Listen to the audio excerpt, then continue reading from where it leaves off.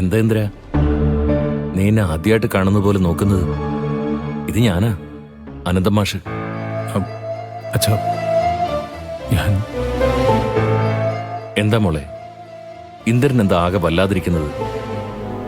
ഇവിടെ എന്തെങ്കിലും വിഷയമുണ്ടായോ? അങ്ങനെ വലിയ വിഷയങ്ങളൊന്നും ഇല്ലച്ചാ.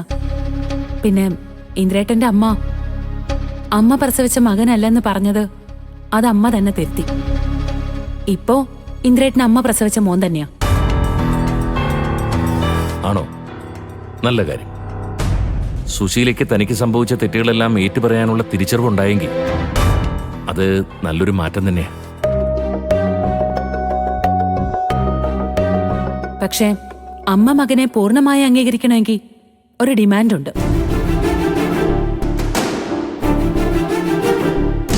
ഇന്ദ്രേട്ടൻ ഭാര്യ ഉപേക്ഷിക്കണം.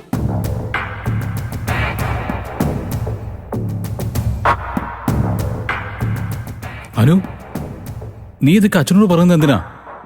തീരുമാനം എടുക്കേണ്ട ഞാനല്ലേ? ഇന്ദ്രേട്ടൻ ഒരു തീരുമാനം എടുക്കാതെ പോകാൻ തുടങ്ങായിരുന്നല്ലോ. അതാവും അനുവടുത്തി അച്ഛനോട് പറഞ്ഞത്.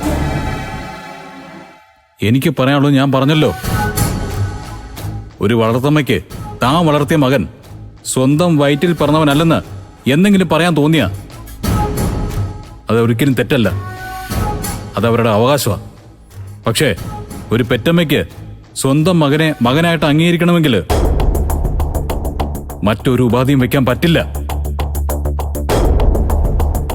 അതുകൊണ്ട് തന്നെ എന്റെ ഭാര്യ ഉപേക്ഷിക്കണമെന്ന് പറഞ്ഞ അമ്മ എന്റെ അമ്മ തന്നെയാണോന്ന് എനിക്ക് സംശയമുണ്ട് അച്ഛാ.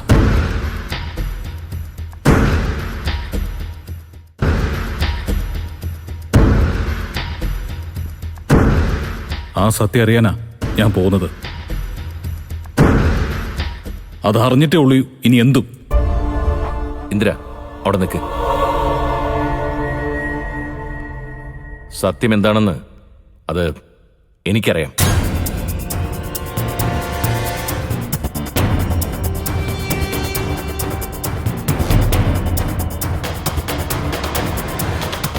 പക്ഷെ അത് ഞാനോ എല്ലാറ്റിനും സാക്ഷിയായ മറ്റൊരാളോ പറയുന്നതിലല്ല കാര്യം.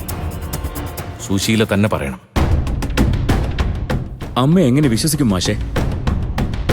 സ്വന്തം മകനായി 30 വർഷത്തിൽ കൂടുതൽ ഇന്ദ്രേട്ടനെ വളർത്തിയിട്ട് പെട്ടെന്നൊരു ദിവസം മകനല്ലെന്ന് പറയുക, 48 മണിക്കൂറിനുള്ളിൽ വീണ്ടും അത് തിരുത്തി പറയുക, ഇതിലേതാ നമ്മളെ വിശ്വസിക്കേണ്ടത്?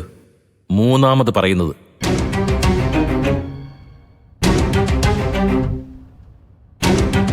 ഇതുവരെ പറഞ്ഞതിൽ ഒന്ന് തെറ്റും ഒന്ന് ശരിയുമാണ്. രണ്ടിൽ ഒന്ന് ഉറപ്പിക്കാനുള്ള അവസരം കൂടി നമുക്ക് സുശീലയ്ക്ക് നൽകാം. എവിടെ അവള്? അമ്മ മുറിയില്ല, ഇങ്ങോട്ട് വിളിക്കാം. വേണ്ട, ബുദ്ധിമുട്ടിക്കണ്ട. നമുക്ക് അങ്ങോട്ട് ചെന്ന് സംസാരിക്കാം. വാ ഇന്ദ്ര, വാ, നടക്ക്.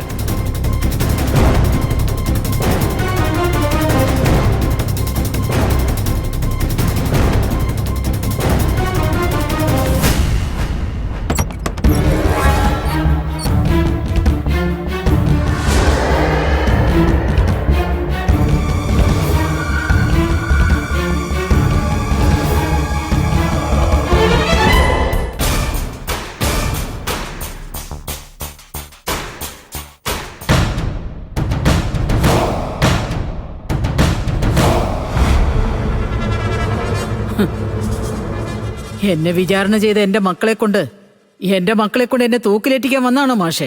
എന്താ സുശീല ഇങ്ങനെയൊക്കെ പറയുന്നത്?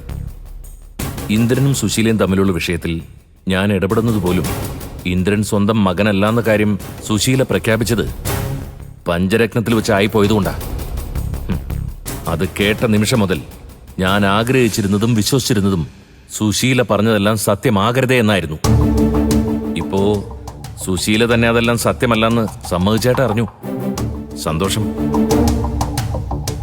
സുശീല ഒരിക്കലും ഇനി ഇന്ദ്രനെ തള്ളി പറയരുത്. അത് രണ്ടുപേർക്ക് നികത്താനാവാത്ത സങ്കടവും നഷ്ടമായിരിക്കും. എനിക്ക് പറയാനുള്ളതൊക്കെ ഞാൻ ഇന്ദ്രനോട് പറഞ്ഞു കഴിഞ്ഞു. ആ പറഞ്ഞതിലൊന്നും എനിക്കൊരു മാറ്റം ഉണ്ടാവാൻ പോകുന്നില്ല. എന്ന് വച്ചാൽ ഇന്ദ്രൻ നീ പ്രസവിച്ച മകൻ തന്നെയാണ്. പക്ഷെ അത് പൂർണ്ണ മനസ്സോടെ അംഗീകരിക്കണമെങ്കിൽ ഇന്ദ്രൻ അനുപമയെ ഉപേക്ഷിക്കണം, അല്ലേ? അതെ. മാഷിന്റെ മകൾ ഒറ്റയൊരുത്തി കാരണമാ എനിക്ക് എന്റെ മകനെ തള്ളി പറയേണ്ടി വന്നത്.